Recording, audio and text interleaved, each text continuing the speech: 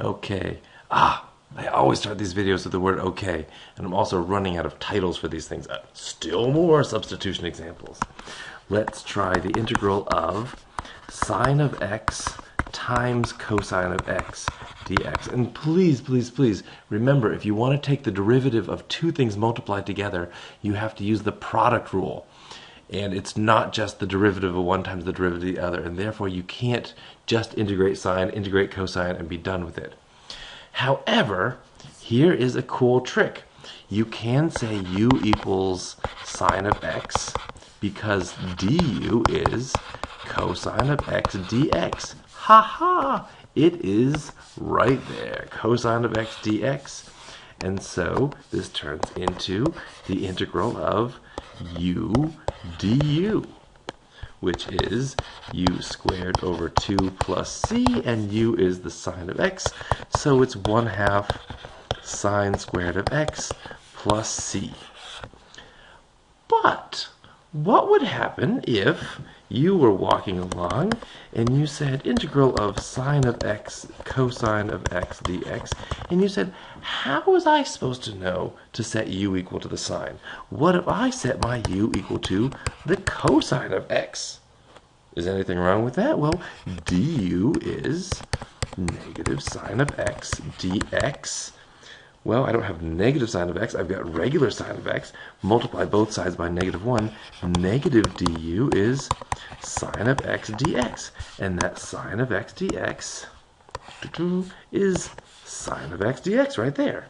So I can turn that sine of x dx into negative du, and that cosine of x becomes u, and so I have the integral of, well, negative integral of u du, which becomes negative u squared over 2 plus c, which becomes negative cosine squared, well, let's call it negative 1/2 cosine squared of x plus c.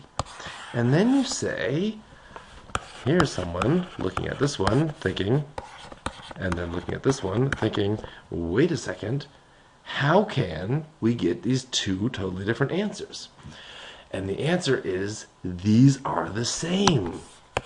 They don't look the same. One of them is sine squared, one of them is cosine, negative cosine squared. What the heck? Well, because if you remember, sine squared of x plus cosine squared of x is 1. And so sine squared of x is 1 minus cosine squared of x.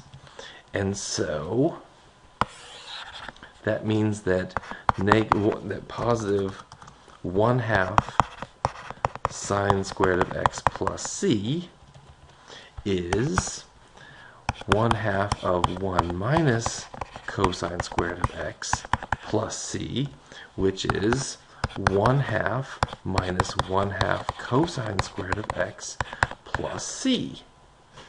And I know what you're thinking, because I can read your mind through the internet. I see you say, well, these are still not the same, right? Are these the same? Yes. The difference being the letter C is different. I'm going to call this C wearing a little hat.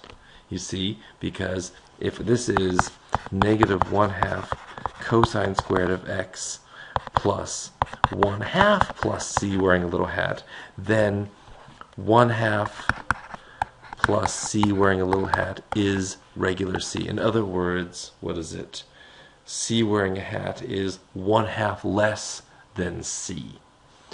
And this emphasizes a certain thing. Because of that plus c, because we are adding any constant whatsoever, we could add in a 1 at any point. We could add in a sine squared plus cosine squared. I mean, if you want to be a jerk, and I'd actually recommend that you not try very hard to be a jerk, but the integral of x squared dx, it could be 1/3 x cubed plus c, but it could also be 1/3 x cubed plus sine squared x plus cosine squared of x plus c. Why? Because this is just a constant.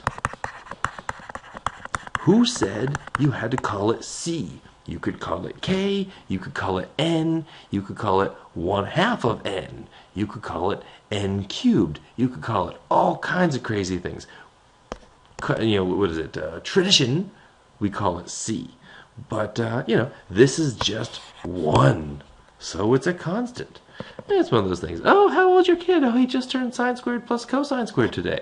You're a jerk. Anyway, so this is less of a concern in this class because we're not using a book. A lot of times when you use a book, students go through all the problem, they get this as an answer, they look it up in the back of the book, they see this, and they are despondent. Well, be careful. If you get one answer and your roommate gets another answer, you might both be right. It could be that your C's are different and the differences are hidden by that C. So just wanted to point that out.